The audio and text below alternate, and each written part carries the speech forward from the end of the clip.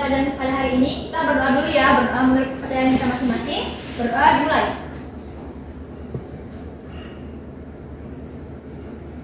Baik.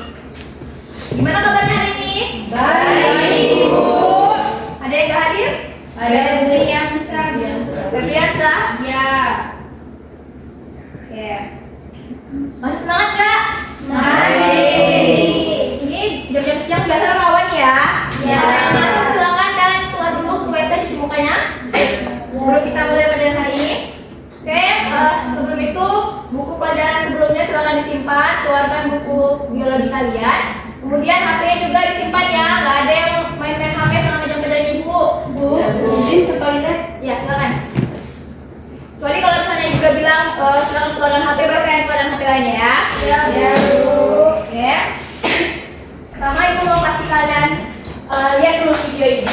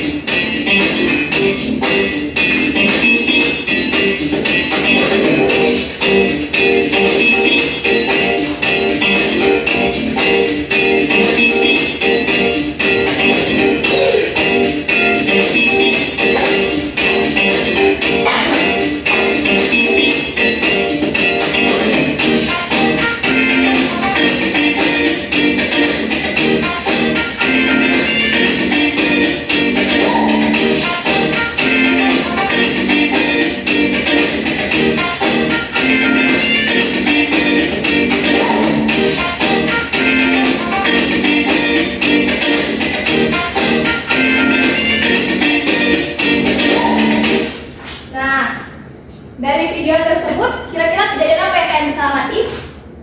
Ada daging kan ya? Ya. Kemudian dagingnya busuk, terus muncul Belatung. Nah, kira-kira dari antara lain ada nggak ya yang pernah melihat kejadian yang sama seperti ini? Pernah. Menurut kalian muncul belatung itu karena apa sih? Mungkin muncul dari dagingnya karena alat-alat. Dagingnya? Ya. Oke, baik. Terima kasih Ergi. Ada tanggapan yang lain? Saya, Bu. Apa Nabita? Munculnya itu dari lalat, Bu. Dari lalat? Ya, Bu. Oke, makasih. Ada lagi yang lain? Oke, nggak ada ya. Nah, jadi ada dua jawaban nih. Jadi, kenapa sih muncul belatung dari daging tersebut? Nah, jadi belatung itu muncul dari daging tersebut karena kan tadi di video tersebut kalian lihat kan kalau ada lalat yang menghinggap di dagingnya kan? Ya. Jadi sebenarnya belatung tersebut itu muncul bukan dari dagingnya langsung, tapi dari lalat yang hinggap. Nah, dia bertelur tuh. Kemudian dari telur tersebut kemudian berkembang menjadi belatung. Nah, hal itu berkaitan dengan materi yang kita pelajari terkait abiogenesis. Ya, jadi kenapa sih penting untuk mempelajari materi ini? Karena kalau misalnya kita tuh kan sering kan melihat suatu kejadian secara langsung, kemudian kita percaya gitu aja kan apa yang kita lihat itu. Nah, dalam materi ini tuh kita diajarkan untuk berpikir kritis maupun juga mengamati suatu fenomena atau kejadian tertentu berdasarkan konsep-konsep ilmiah. Jadi kita dari sinilah dilatih nih kemampuan berpikir kita. Nggak cuma terkait tentang pelajaran biologi aja, tapi juga dalam kehidupan sehari-hari kita.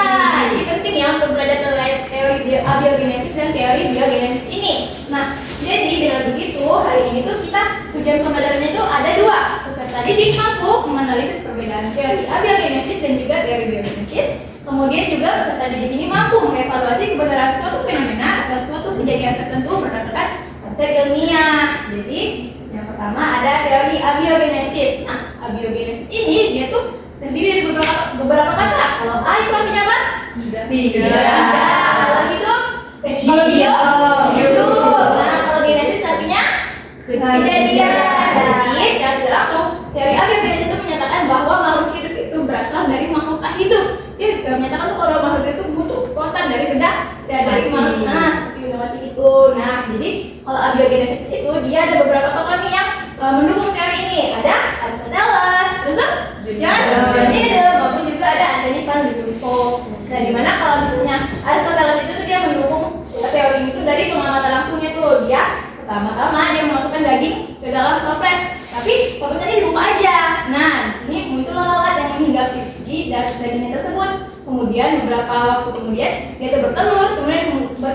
menjadi belatung. Sama seperti video yang di awal kan? Iya. Nah, jadi seperti itulah. Kemudian kalau dari John Idam, dia itu melakukan percobaan dengan merebus sebentar air kaldu nih. Nah, air kaldu ini dia ambil dari sepotong daging.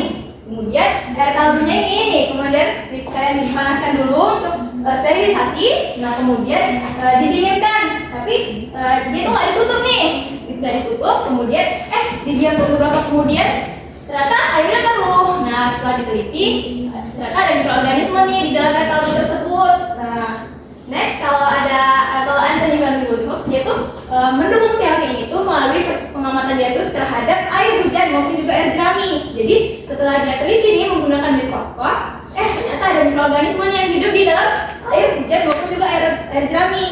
Nah, dari 3 percobaan dari tokoh inilah dia tuh sama-sama menunjukkan bahwasannya makhluk hidup itu berasal dari makhluk tak hidup. Dari tadi apa Aristoteles berasal dari daging. Itu kalau dari John Idam dia bilang kalau apa tadi? Kalau misalnya mikroorganisme dari air kaldu. Terus juga kalau dari Anthony van Leeuwenhoek dia bilang kalau mikroorganisme itu dari air hujan maupun juga air jerami. Nah, dari sini lah orang-orang pada zaman dulu tuh makin percaya nih kalau ternyata kalau makhluk hidup itu berasal dari makhluk tak hidup. Buktinya kalau misalnya kita lihat air hujan itu kan jernih kan ya? Nggak tahu ya ternyata dalam air hujan itu ada mikroorganisme, makanya mereka tuh percaya. Kemudian selain itu ada teori biogenesis. Nah, secara harfiah bio itu artinya tadi apa? Hidup. Kalau genesis? Jadi teori biogenesis itu menyatakan bahwa makhluk hidup itu berasal dari makhluk hidup sebelumnya melalui proses reproduksi. Nah, jadi teori itu muncul sebagai pertentangan atau berlawanan nih terhadap teori biogenesis yang kita jelaskan sebelumnya. Jadi teori ini tuh didukung oleh beberapa tokoh seperti ada Francesco Redi, Lazarus Spallanzani maupun juga Louis Pasteur. Di mana kalau Francesco Redi itu dia melakukan percobaan dengan 3 perlakuan yang berbeda. Perlakuan yang pertama nih, dia itu kan sama-sama pakai daging nih, sama kayak tadi siapa? Aristoteles pakai daging kan. Nah, tapi dia di sini tuh dia dengan 3 percobaan yang berbeda. Kalau yang pertama tuh kan dia kapasnya ditutup nih. Kemudian percobaan kedua ditutup tapi pakai kain kasa. Kalau kain kasa kan bolong-bolong kan, masuk darah. Kemudian kalau yang ketiga dia dibuka dulu aja. Nah, dari sini terlihat kalau yang ditutup ternyata nggak muncul belatung sama sekali. Kalau yang dari kain kasa, nih lalanya di atas ini. Kemudian kalau yang dibuka aja ternyata bisa masuk lalatnya. Kemudian muncullah belatung. Belatungnya meninggal di dagingnya. Kalau yang di sini cuma di atas kain kasanya aja. Kemudian kalau dari Lazarus Spallanzani, dia sama-sama menggunakan air kaldu juga, sama kayak tadi dia teori biogenesis seperti pada John Idam. Nah, dia tuh kalau misalnya John Idam kan awalnya dia kayak gini kan, seperti yang awal ini dia cuma dipanaskan terus didiamkan, tapi labunya dibuka gitu aja. Kalau misalnya si Spallanzani itu dia dengan 2 perlakuan yang dilakukan oleh John Idam sama yang versi dia, alias ditutup nih labunya. Jadi dengan begini ternyata kalau yang ditutup didiamkan beberapa menit ternyata nggak keruh. Setelah diteliti pun nggak ada mikroorganismenya. Nah, kalau dari Louis Pasteur dia itu sama-sama nih pakai air kaldu juga dan dia menyempurnakan percobaan dari sebelumnya yaitu Spallanzani. Nah, namun kalau misalnya di Louis Pasteur ini tuh dia menggunakan labung dengan layar angsa gini nih. Nampak kan? Nah, itu dia tuh sama-sama harus dimasukkan dulu ke labunya, kemudian disterilisasi, dipanaskan. Nah, setelah didiamkan, kalau misalnya ini kan dia kan seperti layar angsa nih kan. Nah, udara yang dari luar nih yang mengandung mikroorganisme bisa masuk, tapi dia tuh terjebak nih di tikungan ini. Apa kan hitam-hitam nih? Iya. Nah, kalau misalnya seperti ini setelah diteliti, didiamkan beberapa waktu, ternyata di air kaldunya ini nggak ada mikroorganisme sama sekali. Tapi kalau misalnya air kaldunya kita merahkan nih, dia tuh mengenai bagian yang terjebak mikroorganisme tadi, persentuhan nih kan antara air kaldu dengan udara yang mengandung mikroorganisme, sehingga kemudian dikembalikan ke posisi yang awal. Setelah diteliti lagi, ternyata dia mengandung mikroorganisme. Nah, dari sinilah mereka itu sama-sama menyimpulkan bahwasanya makhluk hidup itu berasal dari makhluk hidup sebelumnya. Nah, dengan adanya teori abiogenesis ini, runtuhlah nih pemahaman teori abiogenesis, kemudian muncullah teori biogenesis. Nah, di mana teori biogenesis itu menyatakan 3 hal. Ada Omnivivum ex ovo, semua makhluk hidup itu berasal dari telur. Kemudian juga ada Omniovum ex vivo, semua telur itu berasal dari makhluk hidup. Dan yang ketiga itu dia menyatakan bahwa Omnivivum ex vivo, semua makhluk hidup itu berasal dari makhluk hidup sebelumnya. Oke, dari sini ada yang ingin bertanya? Gak ada? Oke, kalau nggak ada, ibu mau kasih lihat kalian sesuatu. Ada yang tahu ini apa? Roti. Jamur. Nah, jadi kan kalau misalnya kita beli roti pasti yang pertama kita lihat kondisinya dulu kan? Iya. Ya. Kalau kondisi kayak gini kalian masih mau makan nggak? Iya. Oke. Jadi, ibu akan bagikan kalian LKPD yang berisikan kasus tentang roti berjamur ini. Silakan kalian diskusikan dengan kelompok masing-masing. Kelompok satu ya. Oke. Kalian ada di kiri, kelompok dua. Kemudian di belakang kelompok tiga ya.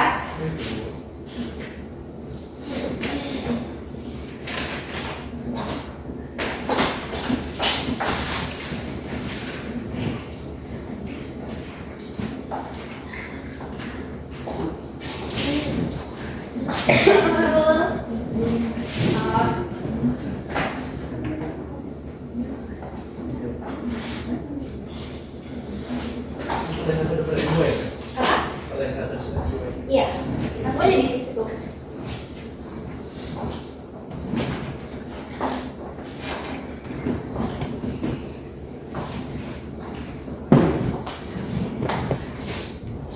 Terus ini.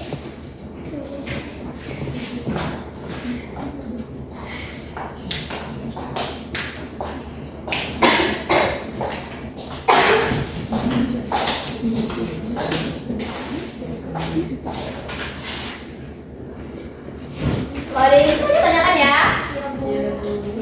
Silakan dibantu diskusi sama-sama. Jangan ada yang ngobrol.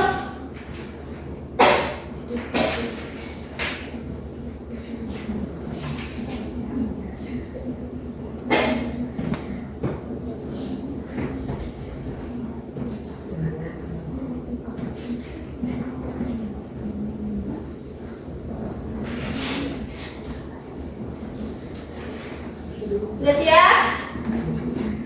Oke? Udah? Udah. Oke. Silakan kelompok dua deh. Diskusi.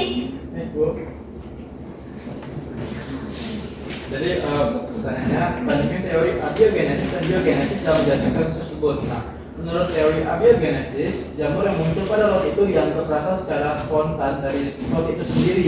Nah, karena roti sudah lama disimpan dan jadi busuk. Sedangkan menurut teori biogenesis, jamur tersebut tidak muncul begitu saja, tapi berasal dari spora jamur yang sudah ada di udara atau lingkungan sekitar. Nah, jika masih ada masyarakat yang percaya bahwa jamur muncul secara spontan, solusi dengan penjelasan ilmiah apa yang dapat kalian berikan berdasarkan teori biogenesis? Nah, jadi solusi dengan penjelasan ilmiah yang dapat diberikan adalah menjelaskan bahwa jamur tidak muncul secara spontan dari roti bu, tapi berasal dari spora jamur yang sudah ada sebelumnya di udara. Terima kasih. Oke. Terima kasih kelompok dua. Dari kelompok lain ada tanggapannya nggak? Ada Bu. Oke. Silakan. Selain memberikan penjelasan ilmiah, solusi lain yang dapat dilakukan agar masyarakat percaya bahwa makhluk hidup jamur tidak muncul secara spontan adalah dengan memberikan pembuktian melalui percobaan, tapi disimpan di tempat terbuka dan tertutup. Roti yang terbuka akan lebih cepat berjamur karena terkena spora jamur dari udara. Cukup. Kelompok lain ada lagi yang ingin menanggapi? Silakan. Ada? Tidak Bu. Oke. Jadi dari soal pertama tadi, soal pertama itu kan dia disuruh mendefinisikan dari teori biogenesis itu kenapa dan teori biogenesis itu kenapa. Nah, jadi itu udah yang dikatakan oleh kelompoknya yang Kerry, kelompok dua, kalau misalnya berdasarkan teori abiogenesis, jamur pada roti tersebut bisa muncul, dinyatakan muncul tiba-tiba nih dari roti yang mengalami pembusukan. Kalau dari teori biogenesis, sebenarnya jamur tersebut itu muncul dari spora yang udah ada sebelumnya nih. Dia itu bisa jadi dari alat produksinya yang kurang steril maupun juga plastiknya. Nah, itu bisa mengandung spora yang mungkin dia tuh menginggap di dalam roti itu kan. Jadi Jadi beberapa waktu kemudian dari lingkungannya juga yang lembab maupun juga hangat itu tuh mendukung nih perkembangbiakan dari jamur tersebut sehingga dia ya menjadi jamur gitu kan pada roti tersebut. Kemudian kira-kira kalau misalnya ada masyarakat atau orang-orang terdekat kita nih yang masih percaya terhadap teori abiogenesis atau dia tuh percaya kalau makhluk hidup tuh bukan berasal dari makhluk hidup sebelumnya, itu tuh seharusnya kita tuh menjelaskan ya kepada orang tersebut kalau makhluk hidup tuh berasal dari makhluk hidup sebelumnya melalui proses apa tadi? Iya, dari situ. Kalau misalnya dia masih kokoh lagi nih, masih ngotot kalau misalnya makhluk hidup itu berasal dari makhluk tak hidup, kayak buktikan lah melakukan percobaan sederhana. Kayak kasusnya kan roti nih kan. Nah, kalian mungkin bisa melakukan percobaan sederhana seperti dari roti yang terbuka ataupun juga yang jerutannya tidak terbuka. Jadi kan kalau terbuka tuh jadi cepat muncul jamur kan. Nah, dari sini kira-kira gimana kalau kalian setelah belajar tentang teori abiogenesis dan biogenesis? Ada yang mau bingung nggak? Tidak. Oke, kalau nggak ada, aku mau dong minta tolong kepada Yuni deh. Kalau mau sibukkan materi kita hari ini. Jadi Bu, kesimpulan dari pembelajaran kita hari ini yaitu dimana kami memahami bahwasannya perbedaan dari biogenesis dan abiogenesis ini berasal dari makhluk hidup dan juga dari hasil analisis yang berdasarkan konsep ilmiah makhluk hidup ini bukan berasal secara spontan. Makhluk tidak muncul secara spontan, tapi berasal dari makhluk hidup sebelumnya. Nah, jadi dalam menjelaskan suatu fenomena itu kita harus menggunakan pembelajaran yang ilmiah, bukan mengharapkan dari hasil pengamatan saja. Oke, terima kasih ya Yuni. Jadi betul ya yang disimpulkan Yuni kalau dari pembelajaran kita hari itu, kalau misalnya dari aspek biologi kita kan harus nengok kejadian tuh dari konsep-konsep ilmiahnya aja ya, nggak usah percaya gitu aja. Kemudian kalau dari teori ini kan kita menjelaskan dua tadi ya, biogenesis dan abiogenesis. Jadi kalau misalnya di antara kedua itu yang lebih masuk akal tuh yang ke teori biogenesis. Karena apa? Dia menjelaskan sesuai konsep ilmiah, jadi lebih bisa diterima ya. Oke, sebelum itu silakan naik token HP kalian. Silakan buatkan, kalian buka quizit.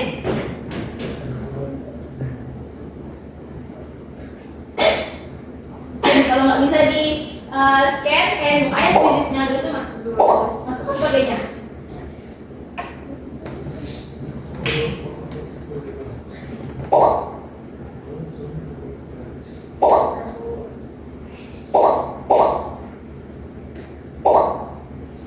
Oke, kita mulai ya. Iya. Duluan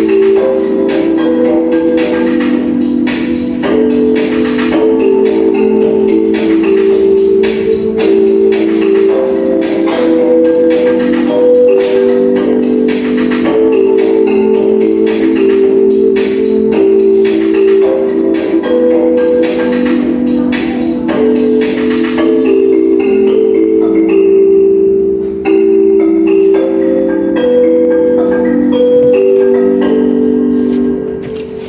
Oke, semua ya.